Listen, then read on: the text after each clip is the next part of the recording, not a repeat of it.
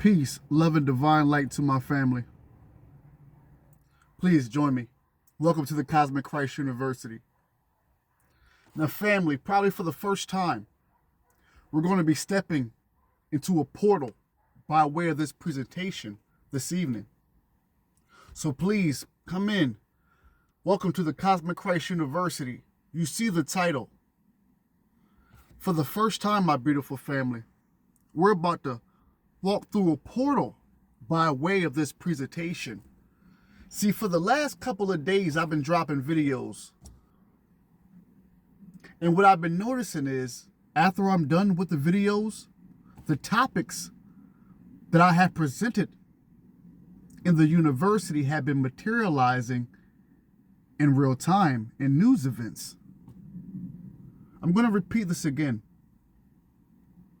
For the last couple of days, I've been dropping different type of videos. You see the one on Freemasons. You see the one on the Illuminati.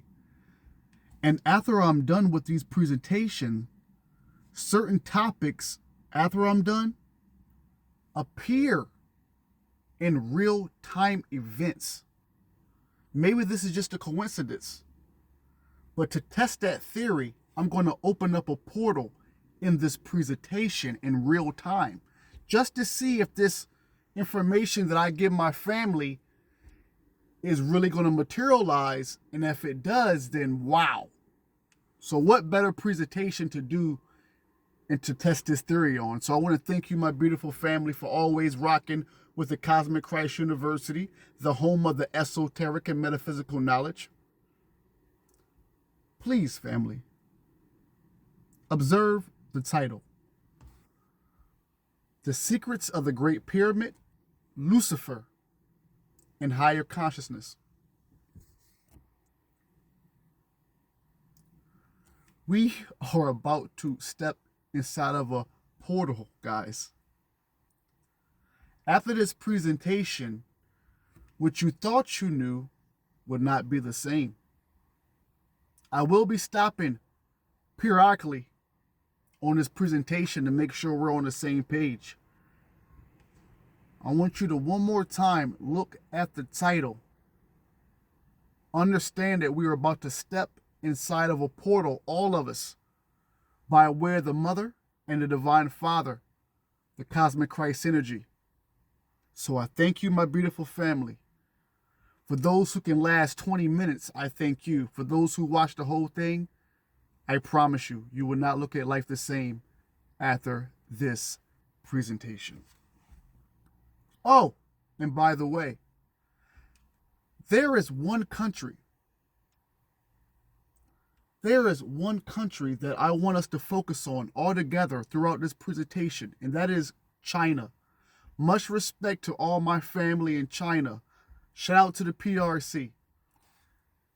Once again, throughout this presentation, especially once I talk about China through this presentation, focus whatever you may think you know culturally about China, whatever you have known your whole life about China, keep that in mind through this presentation. We're about to step inside of a real life portal by way of this presentation. Are you ready? Going on 4 minutes, family, are you ready? We are stepping inside of a portal. Please keep your arms, your hands, your feet close to you. Keep your heart chakra strong for this presentation.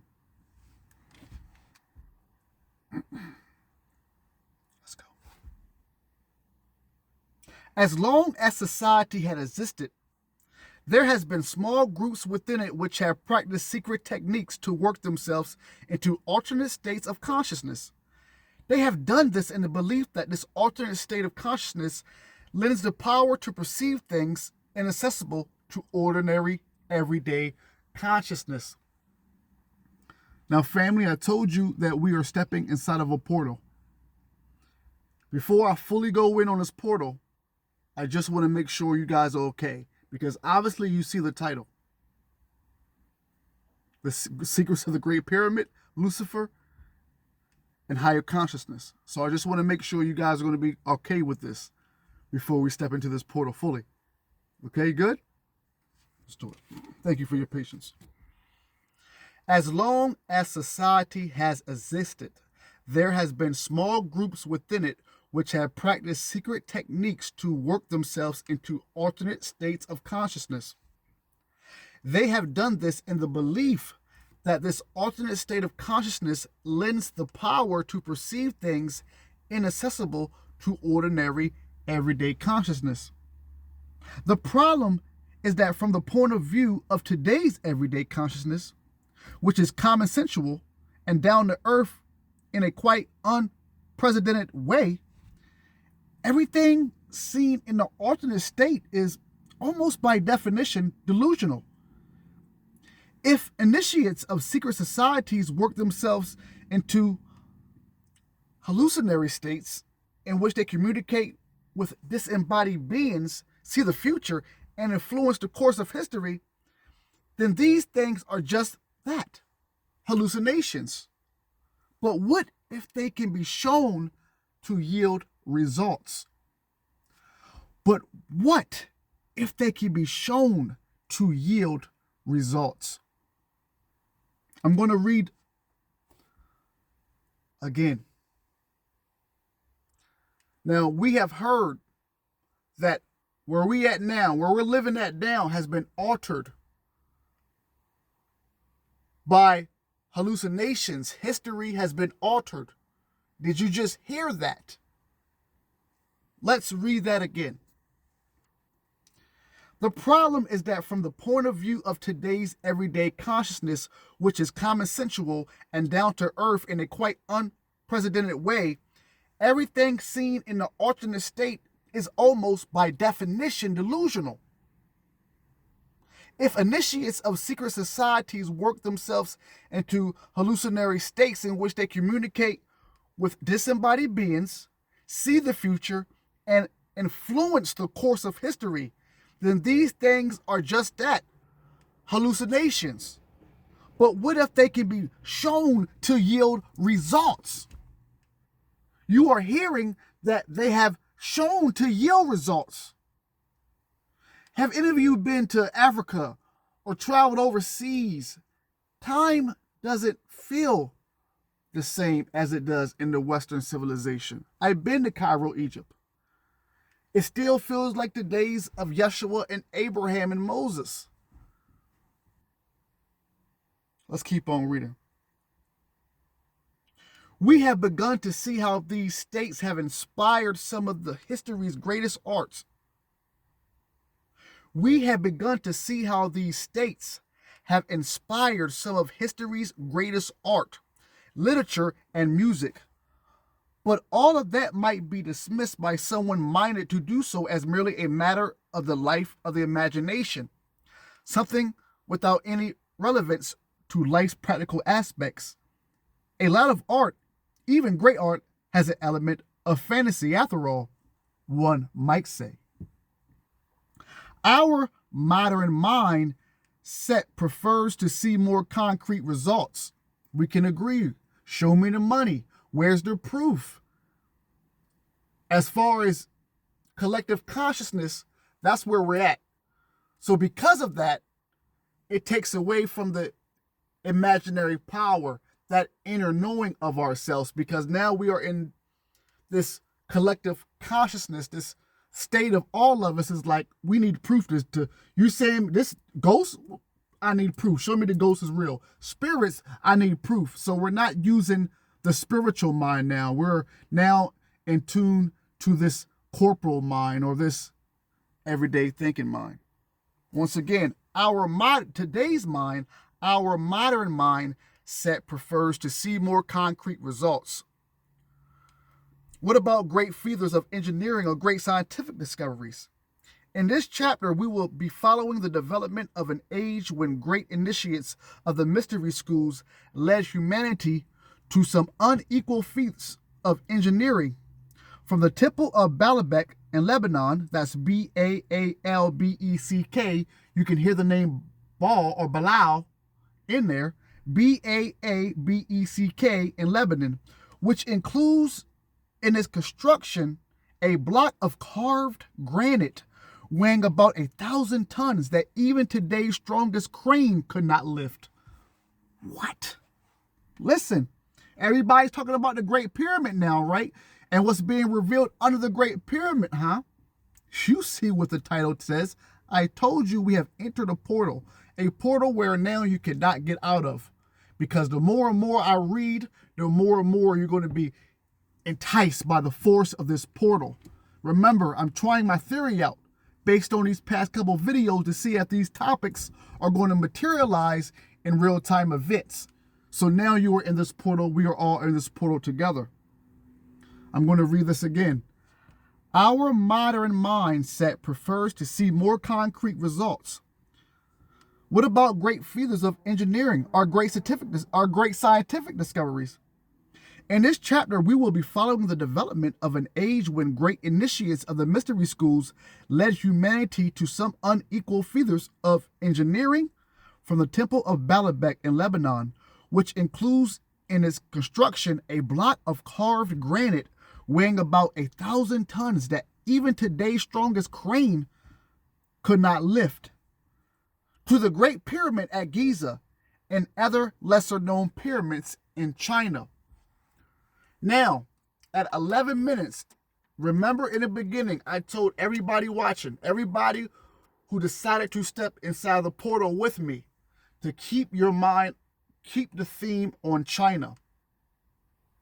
I want you to think about everything that we culturally know about China, whether it's the wisdom, the knowledge, the dragons, the serpents. Think about all of that. I want you to think about all of that, marshal all of that, marshal all of it. Think of it collectively. I'm going to read this again, and now we're going to get more. The portal is going to get stronger in force. I promise you. Let's read that part again. After that, it's about to get real. Shout out to my beautiful family in China. Once again, our modern mindset prefers to see more concrete results. What about great feats of engineering or great scientific discoveries? In this chapter, we will be following the development of an age when great initiates of the mystery schools led humanity to some unequal feats of engineering. From the Temple of Baalbek, Baalbek in Lebanon, which includes in its construction a block of carved granite weighing about 1,000 tons that even today's strongest crane could not lift. Then we're going to the Great Pyramid at Giza and other less known pyramids in China. Remember, I told you to keep your ears open for China, because China plays a great role in somebody we know very special. I said China played a very important role in introducing one of the people in the Bible that we heard of. Who, you ask? Well, you read the title. At the start of this age, the first great civilization seemed suddenly to spring from nowhere. Did you hear what I just said? At the start of this age, the first great civilization seemed suddenly to spring from nowhere. In the Sumerian civilization, dominated by the bull hero Gilgamesh, in the Egypt of the bull cult of Osiris, and in bull running Crete, the age of these civilizations is the age of Taurus, beginning early in the 3rd millennium BC. For no very good reason, listen family, for no very good reason conventional history can determine, vast numbers of people now begin to live together in highly organized cities of extraordinary size, technical brilliance, and complexity. I'm going to read that again, but first, we're talking about Sumerian. I want my family, who may or may not know, like I said, I'm still dealing with a little broken laptop a little bit, so bear with me. Listen to this. The Enuma Elish, spelled Enuma Elish. Let's break down what the Enuma Elish is. The Enuma Elish is the Babylonian creation myth, a 7-tablet epic poem that describes the creation of the universe and the world, including humanity, and which scholars believe may have influenced the book of Genesis in the Bible. That's a Snapple fact that I wanted to throw out there before we go even deeper into this portal. For those who are stuck in Orthodox Christianity, I would advise you to read the Enuma Elish. It gives you a lot more about your spiritual truth than the Bible did. Let's go back to the presentation. Once again, at the start of this age, the first great civilization seems suddenly to spring from nowhere in the Sumerian civilization dominated by the bull hero, Gilgamesh, in the Egypt of the bull cult of Osiris, and in bull running critique. The age of these civilizations is the age of Taurus, beginning early in 3rd millennium BC. For no very good reason conventional history can determine, vast numbers of people now began to live together in highly organized cities of extraordinary size, technical brilliance, and complexity. Out of nowhere, when you're talking about the gods and the goddesses, when people are talking that Anunnaki talk, you are hearing a spiritual truth. Let's keep on reading. China. Shout out to my family. A shadowy but monument event took place in China. My family that's watching at 16 minutes, I said a shadowy but monumentous event took place in China. It is shrouded in mystery. Even great initiates are unable to see it with anything approaching total clarity. To my family in China, if you knew this, hit the like button. If you didn't know what I'm about to say, hit the like button. But it's about to get real. A shadowy but monumentous event took place in China. It is shrouded in mystery. Even great initiates are unable to see it with anything approaching total clarity. In the 3rd millennium BC, the people of China lived a tribal, nomadic existence. And according to Rudolf Steiner, you're going to learn a little bit more about Rudolf Steiner in this presentation. According to Rudolf Steiner, it was into one of their encampments that an extraordinary individual was born. Just as thousands of years later, another exalted heavenly being would descend to earth in order to incarnate as Jesus Christ. So now, Lucifer incarnated too. China. Wow. And I'm going to give you some more information, because right now, for the first time, some of you are hearing that Lucifer grew up, was raised, was taught in China. That's why in the last video I told y'all to research Rudolf Steiner. I'm going to give you some information about him. I got some notes that's going to break down what he's talking about. But let's keep on going. Once again, a shadowy but monumentous event took place in China. It is shrouded in mystery. Even great initiates are unable to see it with anything approaching total clarity. In the 3rd millennium BC, the people of China lived a tribal, nomadic existence. And according to Rudolf Steiner, it was into one of their encampments that an extraordinary individual was born.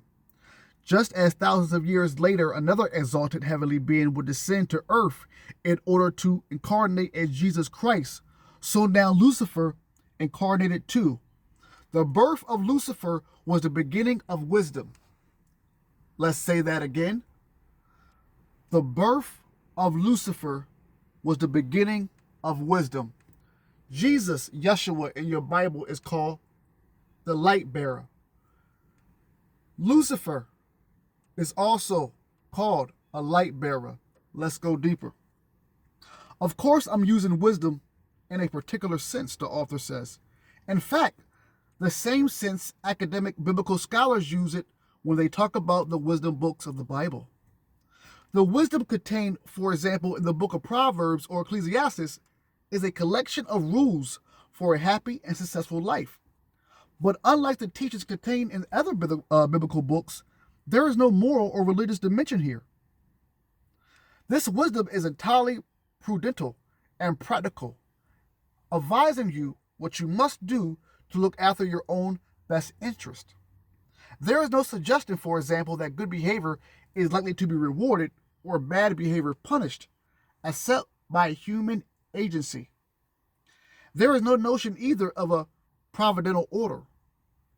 These books, compiled in the form we now have them in about 300 BC, were the fruits of a way of thinking, which had developed approximately 2,500 years earlier. The Secret History proposes that this form of wisdom became possible as a result of the incarnation and ministry of Lucifer. Before I end this Lucifer talk here, I'm going to give you more information over here, because we're going to learn more about the mystery of Golgotha, where church people know that's where Christ was crucified. Once that whole thing happened with Christ, there was another event that happened right after it. Christ was an impulse. So when you hear me talk about the cosmic Christ energy that is now coming upon so many people on this planet, that is a Christ impulse. The Pentecost, the light that is being descended down, that's an impulse. Not too long after that Christ impulse came, there was a Lucifer impulse that hit this planet as well.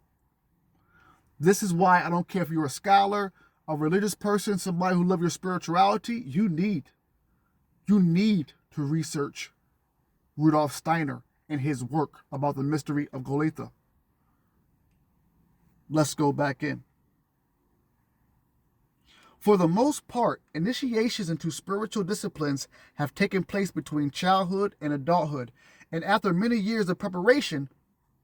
For example, initiation into the Kabbalah has traditionally only been permitted at the age of 40, and candidates for initiation into the school of Pythagoras had to live in isolation and without speaking for years before their education could begin. But from birth, Lucifer was raised entirely within the confines of a mystery school. A circle of magi worked intensively on his education, allowing him to take part in the most secret ceremonies, molding his soul until at the age of 40, he finally had a revelation. He became the first person ever to be able to think about life on Earth in an entirely rational way. This is why when you come into the Cosmic Christ University, you're a student, you're a master. The two come together and we sit down and we build off of the information that we already know. These next couple of videos going to be dropping are initiation worthy for some of you.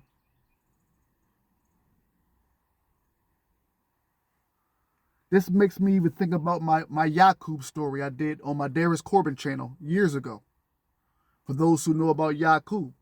But let's read that again. For the first time, you are hearing the story about Lucifer growing up as a kid, a young boy in China, and being taught by some of the oldest of the oldest, the wisest of the wisest magi's. This is before thousands of years before Christ.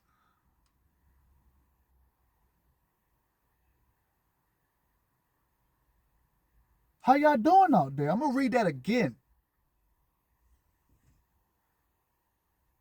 For the most part, initiations into spiritual disciplines have taken place between childhood and adulthood, and after many years of preparation. For example, initiation into the Kabbalah has traditionally only been permitted at the age of 40, and candidates for initiation into the school of Pythagoras had to live in isolation and without speaking for years before their education could begin. But from birth, family, from birth, Lucifer was raised entirely within the confines of a mystery school. A circle of magi worked intensively on his education, allowing him to take part in the most secret ceremonies, molding his soul until at the age of 40, he finally had a revelation. He became the first person ever to be able to think about life on earth in an entirely rational way. The author says, we saw in chapter 8 how Orpheus, if you guys don't know who Orpheus is, if you don't know who Orpheus is, please research, was the originator of music and then some. Orpheus. We're talking Greek here, but still, do your research. Author says, we saw in chapter 8 how Orpheus invented numbers. We saw in chapter 8 how Orpheus invented numbers. But in the age of Orpheus, it had been impossible to think of numbers without also thinking of their spiritual meaning. Let's run that back. We saw in chapter 8 how Orpheus invented numbers. But in the age of Orpheus, it had been impossible to think of numbers without also thinking of their spiritual meaning. Now, because of Lucifer, it became possible to think of numbers without any symbolic connotations, to think of numbers purely as measures of quantity unencumbered by any notions of quality. People were now free to measure, to calculate, and to make and build.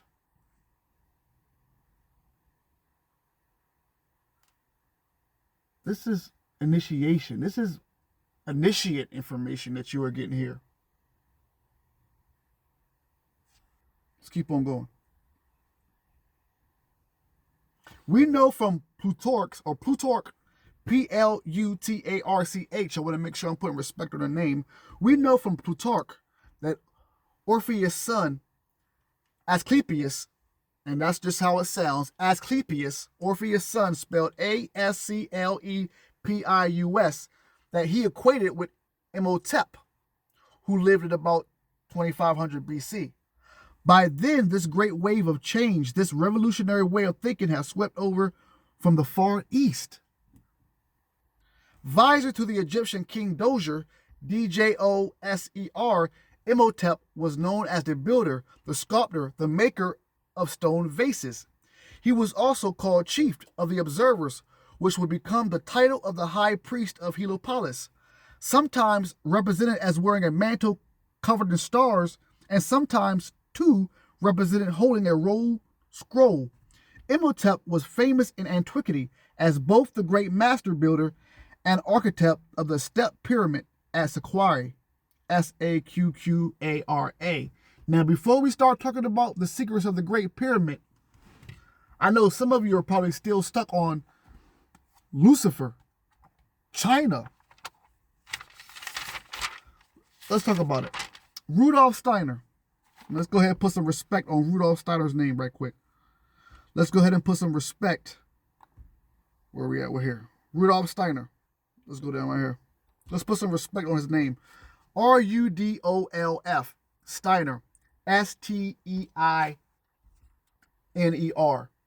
If you know about H.P. Blavatsky, if you know about Carl Jung, Sigmund Freud, if you know about these people, Nikola Tesla, the great minds, Pythagoras, Plato, you should definitely know and put respect on Rudolf Steiner. Black people, melanated people, Rudolf Steiner would be one of those ones that would be invited to the cookout. Melanated people, I said Rudolf Steiner would be one of those ones that would be invited to the cookout. Let's learn about him right quick. Let's learn about Rudolf. And once you Google Rudolf Steiner, I want somebody in the comment section to tell me what actor does he look like. You know, a lot of these actors are like doppelgangers. Like they have ancestors who look just like them and people who's not even related to them that look just like them. But once you Google Rudolf Steiner, somebody tells me what actor does he looks like, because he looks like an actor, but I just can't think of the actor. All right, so let's put some respect on Rudolf Steiner's name before we talk more about Lucifer's part and being in China. Rudolf Steiner, let's put some respect on his name. Rudolf Joseph Lorenz Steiner was an Austrian, a social reformer, an architect, esoterist, and claimed clairvoyant. He gained initial recognition at the end of the 19th century as a literary critique, and psychic. So much more to Rudolf Steiner, but his work on Christ impulse, on the Lucifer impulse, you need to research. So I'm going to read this right quick, and we're going to go right back and talk about the secrets of the Great Pyramid. Rudolf Steiner, the founder of Anthroposophy, and I'm chopping and screwed up, Anthroposophy, philosophy, Anthroposophy, the founder of that. He proposed that Lucifer incarnated in human form in East Asia. That's what he said. Rudolf Steiner claims he proposed that Lucifer incarnated in human form in East Asia, specifically China, around the 3rd millennium BC. This event, according to Steiner, significantly influenced ancient cultures, particularly those preceding the mystery of Golgotha, which was the crucifixion and resurrection of Christ. Steiner suggested that this Luciferic incarnation brought forth a culture rich in wisdom and beauty, evident in civilizations like ancient Greece. He believed that the philosophical insights and artistic achievements of such cultures were in part inspired by the Luciferic influence. Let's keep on reading. In Steiner's view, Lucifer represents the force that elevates human consciousness, fostering imagination, creativity, and a connection to the spiritual realm. However, if unbalanced, this influence can lead to excessive detachment from the material world. Steiner emphasized the importance of balancing the Luciferic tendencies towards spiritual abstraction and the Armanic tendencies toward materialism and cold intellect influences. He warned that an overemphasis on either could hinder human development. While Lucifer's incarnation is said to have occurred in ancient China, Steiner also spoke of a future incarnation of Ahriman, Ahriman, in the Western world, underscoring the need for pretty much a balance between opposing forces, equilibrium. Now, let's stop there. Based off of Rudolf Steiner's work, we must credit the beings, the sun god beings, the Elohim, for bringing down the Christ impulse, and that Christ impulse incarnating into a human, making a man god.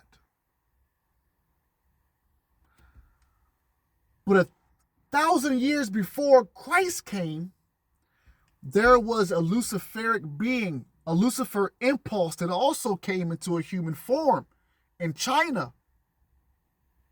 But once you read Rudolf Steiner's work, also it talks about an Ahriman, another wicked negative force, so to speak. And this is going back to Persian mythology. So I want to thank you for your patience. I just wanted to really give you some more information and detail on Lucifer being bred, being trained, being birthed, being skilled in China. And how we look at the symbology in China, whether it's the dragon, the serpents. We know the serpents in all shapes and forms represent wisdom, ancient wisdom, but wisdom altogether. China, wow. China, wow. Let's keep on reading. We're about to move on to the great secrets of the Great Pyramid. Visors to the Egyptian king Djoser, Djoser, Imhotep was known as the builder, the sculptor, the maker of stone vases. He was also called chief of the observers, which would become the title of the high priest of Heliopolis. sometimes represented as wearing a mantle covered in stars, and sometimes, too, represented holding a rolled scroll.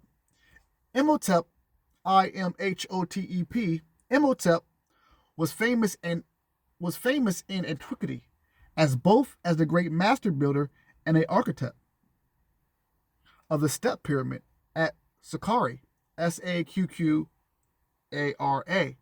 In the 19th century, archaeologists excavating beneath the step pyramid discovered a store of secret treasures. Isn't it weird going on the 22nd century, I believe we're in, that archaeologists are still discovering things underneath these pyramids? Let's read this again. In the 19th century, archaeologists excavating beneath the step pyramid discovered a store of secret treasures sealed there since the founding of the building that became known as Impossible Things of Imhotep. Ooh. Some of these are on display today in the Metropolitan Museum in New York. New York? 19th century commentaries were amazed above all by the vases which they suggested would be impossible for the craftsmen of the day to reproduce. Giraffe-necked and pot-bellied as they are, it is still difficult today to see how the rock crystal of these vases were hollowed out. Half an hour drive north from Saqqara is the Great Pyramid, arguably the most magnificent building ever. It stands four square at this crossroad in history, oriented to the cardinal points with remarkable accuracy. The world does not need another description of its magnificence. Suffice to say that although it would be in principle be possible to rebuild it today, this would be crippling for all but the world's richest economies. Let me bring that back. Half an hour drive from north from Saqqara is the Great Pyramid, arguably the most magnificent building ever. It stands four square at this crossroads in history, oriented to the cardinal points with remarkable accuracy. The world does not need another description of its magnificence. Suffice to say that although it would in principle be possible to rebuild it today, this would be crippling for all but the world's richest economies. It would also stretch modern engineering to the limits of its abilities, particularly in the exactitude of its astronomical orientations. In layman's term, the Great Pyramid is so measured out that not just the art of it is beautiful and kind of hard to duplicate, possible, but it's going to leave you're going to have to be a Jeff Bezos, a Elon Musk, a Trump to even keep up with the building of this creation. And not just that, it is so astronomically matched to the scars. It is so astronomically matched, pinpointed to the cosmos, the stars, that it's ridiculous. As above, so below. The Great Pyramid is a prime example of that. And also, as within, so without. So I want to read that one more time, my beautiful family. We're going to stop this probably at an hour. And for you watching, for you who's still in this portal with me, I know you have heard so much heavy stuff already. But bear with me.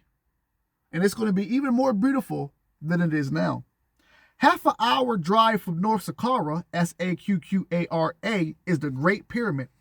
Arguably the most magnificent building ever. It stands four square at this crossroad in history, oriented to the cardinal points with remarkable accuracy.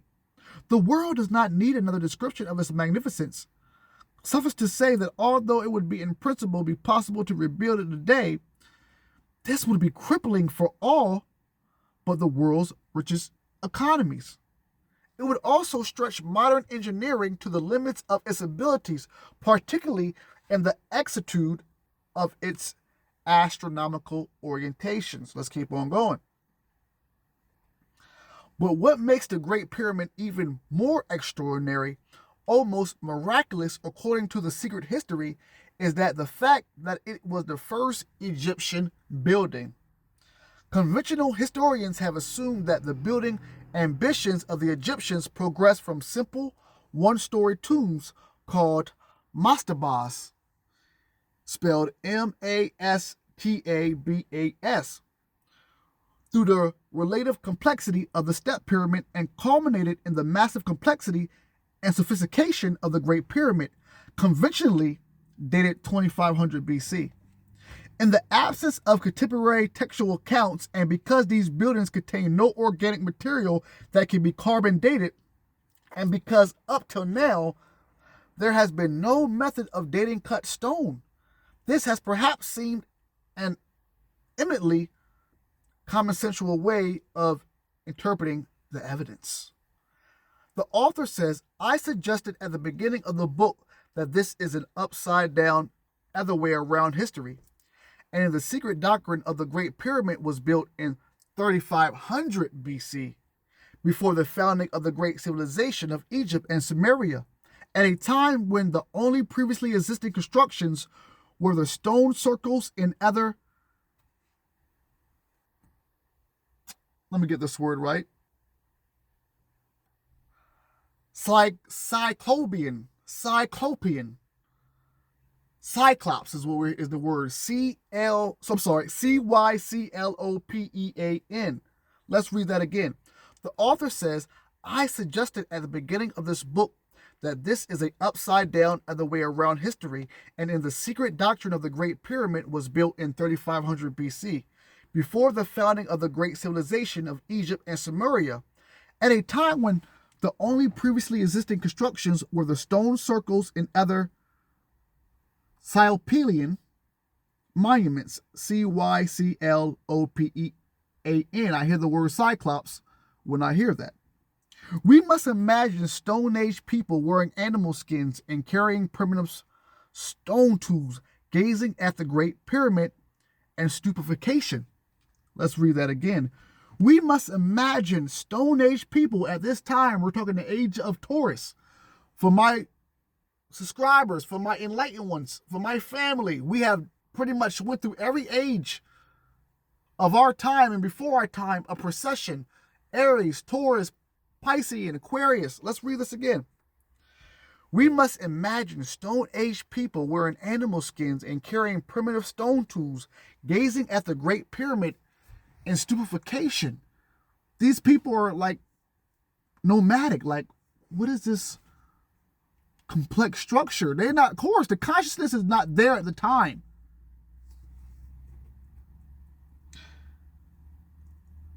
According to the secret history, then the step pyramid and other lesser pyramids represent not an ascent, but decline.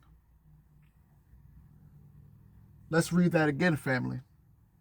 According to the secret history, then the step pyramid and the other lesser pyramids represent an ascent, but not a descent, but a decline. Excuse me, because as I was reading that, it had me thinking about the guy that just, I think it was in Mexico, but he ran up these pyramid structures. I guess it was forbidden to go, but bro was going up the stairs.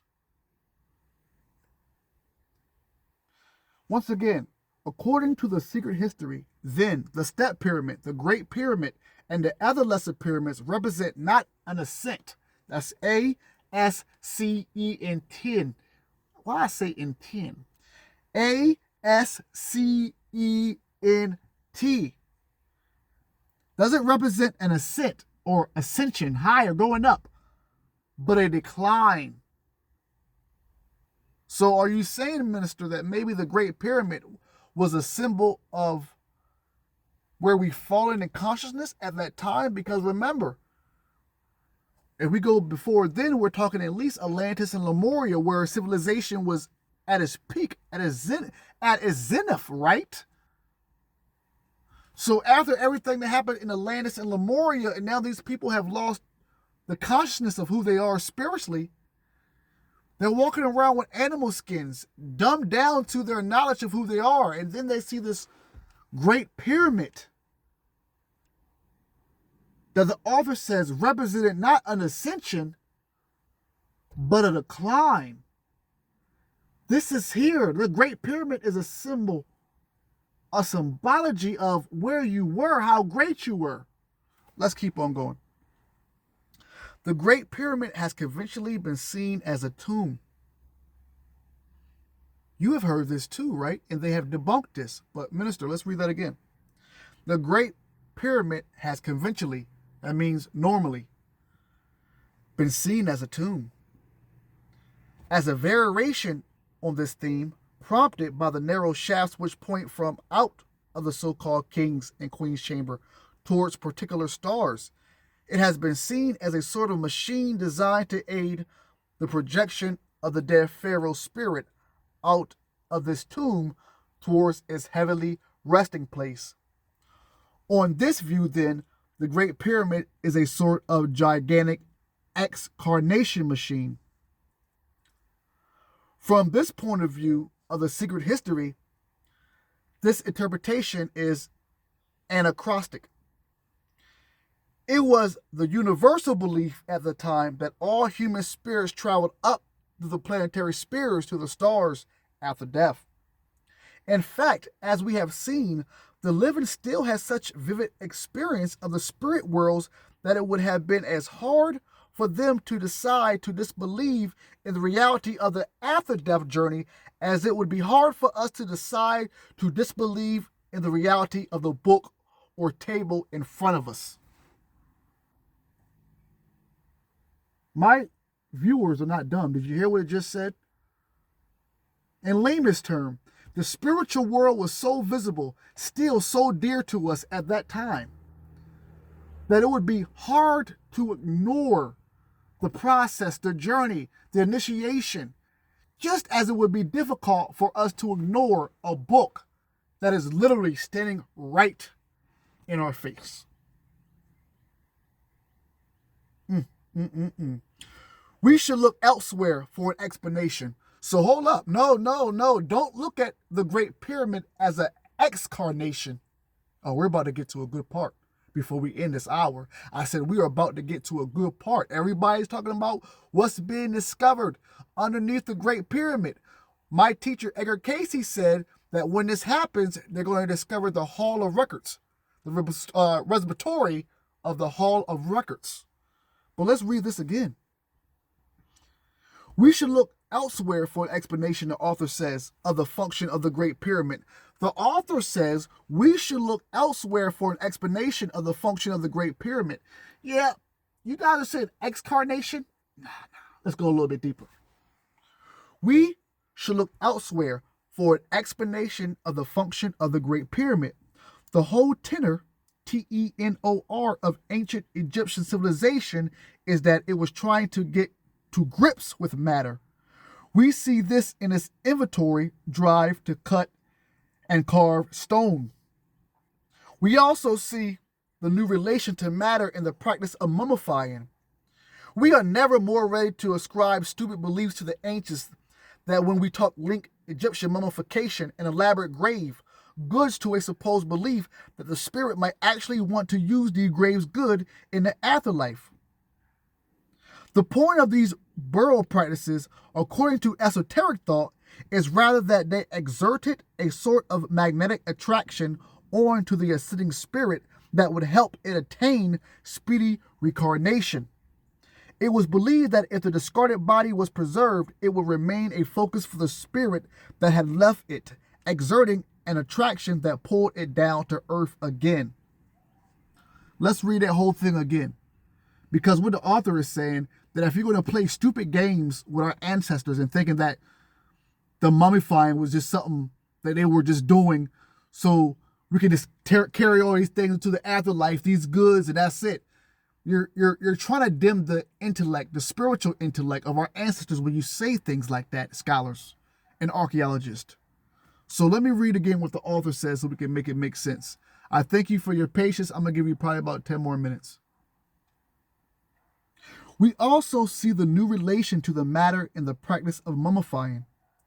We are never more ready to ascribe stupid beliefs to the ancients than when we link Egyptian mummification and elaborate grave goods to a supposed belief that the spirit might actually want to use these grave goods in the afterlife. No. Stop playing with our ancestors. The point of these burial practices, according to the esoteric, we are the esoteric university, the hidden knowledge, according to the esoteric thought, is rather that they exerted a sort of magnetic attraction on the ascending spirit that would help it attain speedy reincarnation. It was believed that if the discarded body was preserved, it would remain a focus for the spirit that had left it, exerting an attraction that pulled it down to earth again. The esoteric explanation of the Great Pyramid is similar. We saw in chapter 7 that the great gods, finding it increasingly difficult to incarnate, have retreated as far as the moon, visiting the earth increasingly rarely. Minister, what did you say? No problem, I can read that again. The esoteric explanation of the Great Pyramid is similar. The author says we saw in chapter 7 that the great gods, that's plural by the way, finding it increasingly difficult to incarnate, had retreated as far as the moon, visiting the earth increasingly rarely. Egyptian civilization represents a new impulse in human evolution. Let me say this again. Egyptian civilization represents a great new impulse in human evolution, very different from the Oriental civilization, which had taught that matter is Maya, or illusion. The Egyptians initiated the great spiritual mission of the West. Once again, the Egyptians initiated the great spiritual mission of the West. If you're around the United States and America, we are the West. Sometimes called in alchemy, Sufism. Shout out to my Islamic brothers. I consider myself a Sufi.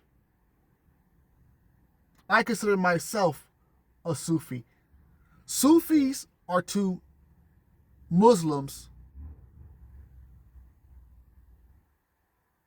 what Christian mysticism is to Christians. And esoteric teachings is to Christians. And what the Essenes are to Christians.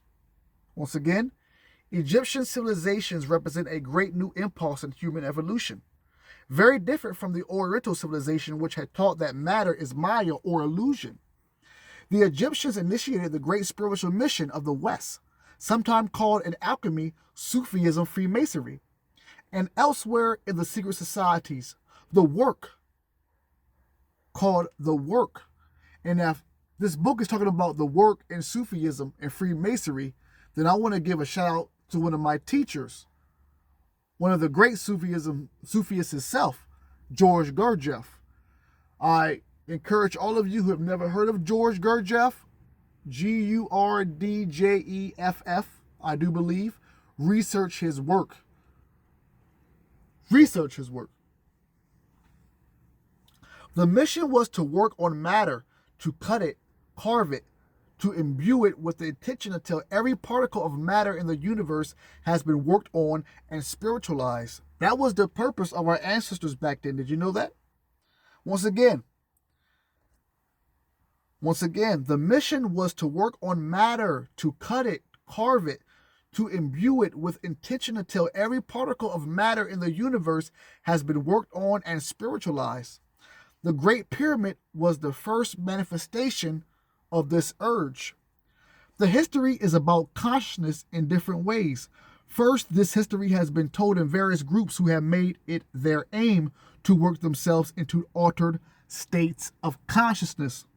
Second, the history supposes that consciousness has changed over time in a far more radical way than conventional historians allow. We can say that again. Third, it suggests that the mission of these groups is led the evolution of consciousness. In a mind-born universe, the end and aim of creation is always mind. Is always mind. Let's keep on going. The author says, I want to focus now on the second of these ways to show that some academics have recently written in support of the esoteric view that consciousness used to be very different from what it is today. Can we agree on that? That where we at in our consciousness is very different from where we used to be and our ancestors used to be? I think we can agree. Contemporary with the rise of Egyptian civilization in about 250 years ago, 3,250 years ago, let me read that again. Contemporary with the rise of Egyptian civilization in about 3,250 years ago, BC, Sumerian civilization arose in the land between the Tigris and the Euphrates. In the early cities of Samaria, statues to ancestors and lesser gods stood in family homes. A skull was sometimes kept as a house that a minor spirit could inhabit. Let's read that again. I want us to think about our parents, our moms and our pop-pops, that even back in the day, they kept that spiritual energy, whether it was in statues, whether it was in dolls. I'm going to read this again. Contemporary with the rise of Egyptian civilizations in about 3,250 years BC, Sumerian civilizations arose in the land between the Tigris and the Euphrates. In the early cities of Samaria, statues to ancestors and lesser gods, plural, stood in family homes. A skull was sometimes kept as a house that a minor spirit could inhabit it. Meanwhile, the much greater spirit who protected the interests of the city was held to live in the God House, a building at the center of the temple complex. As these cities grew, so too did the God Houses until they became ziggurats, great rectangular step pyramids built out of mud bricks. In the center of each ziggurat was a large chamber in which the statue of the god resided, inlaid with precious metals and jewels and wrapped in dazzling cloths. According to the cuneiform text, the Sumerian gods liked eating, drinking, music, and dancing. And we're going to end this here for part 1. I think this is a good, probably going to end up with 1:05, 1:10, but we're going to end here. This was going on, family. I want you to stop and listen. Look where we're at in culture. Look where we're at right now in 2025. But back in those days, this is what they were doing. This is what was big. This was what was popping back then. Wow. Let's keep on reading. According to the cuneiform text, Cuneiform, for those who just read the Bible, according to the cuneiform text, the Sumerian gods, oh my gosh. According to the cuneiform text, the Sumerian gods like eating, drinking, music, and dancing, all the things that we like. The Sumerian gods like eating, drinking, music, and dancing. Food would be put on the tables, then the god left alone to enjoy it. After a time, the priest will come in and eat what was left. The gods also needed beds to sleep in and for enjoying sex with other gods. They had to be washed for this and dressed and anointed with perfumes. As with the grave goods in Egypt, the aim of these practices was to try to tempt gods to inhabit the material plane by reminding them of the sensual pleasures denied them in the spirit worlds. We're going to stop there. Remember, I told you in the beginning what my intention was. The portal is now stopping. Remember, I told you when I was testing my theory. This is chapter 1. Let's see what happens on news. Let's see what happens on TikTok after I just done this presentation. We'll see if my theory is proven correct. But I'm going to read that again and we're going to stop at maybe 1 hour and 3. According to the cuneiform text, the Sumerian gods like eating, drinking, music, and dancing. Food would be put on tables. Then the god left alone to enjoy it. After a time, the priest would come in and eat what was left. The gods also needed beds to sleep in and for enjoying sex with other gods. They had to be washed for this and dressed and anointed with perfumes. As with the grave goods in Egypt, the aim of these practices was to try to tempt the gods to inhabit the material plane by reminding them of the sensual pleasures denied them in the spirit worlds. Till next time, family. Peace and love.